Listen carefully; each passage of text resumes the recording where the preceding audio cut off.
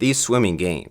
A very long time ago, there was a small boy named Joe who had a dog and a horse, and Joe was a bright boy that good parents trained. Every evening, after Joe is done with his house chores, Joe will take a walk with his animals, the dog and the horse, which they use to enjoy each day. One Saturday morning, Joe decided to take a walk with his dog and horse very early in the morning. They went a very long way to a riverside where they could feed their eye on natural things and receive fresh air. It was full of fun as they were going. Joe sat on the horseback while the dog was walking beside them. While Joe was singing, the horse was galloping. The dog was shaking his tail dramatically.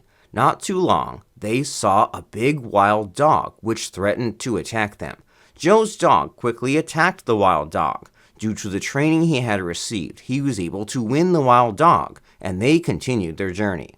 After some time, they got to where they were heading, the riverside. It was so pleasing and remarkable to stay. They all enjoyed themselves. Joe came up with a game. He said, "Who can swim better among us?" The horse replied, "I am the strongest, the tallest. And what do you think? I can't do better than you guys?" Joe laughed and asked the dog, "Are you accepting that fact?" "No. Why will he say that when we are yet to test our ability?" Immediately, the horse said they should begin the competition. Joe took them to the river, and he said as a judge they should follow his order, and asked them to swim across the river and swim back, that whoever comes back first will be the winner. Both the dog and horse agree. Joe with a loud voice, "Are you ready?" "Yes," they both answered. "At the count of 3, you should start. 1, 2, and 3.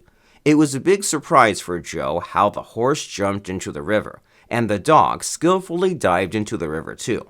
All that Joe could see was the horse later. He saw the dog very far at the front.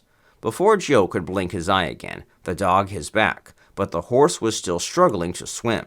They had no choice but to rush into the river and rescue him, after which the horse was tired and was unconscious. When he regained his consciousness, he said, "I'm sorry for underrating your dog. Now I learned my lesson." They all hugged each other and set back home. The end.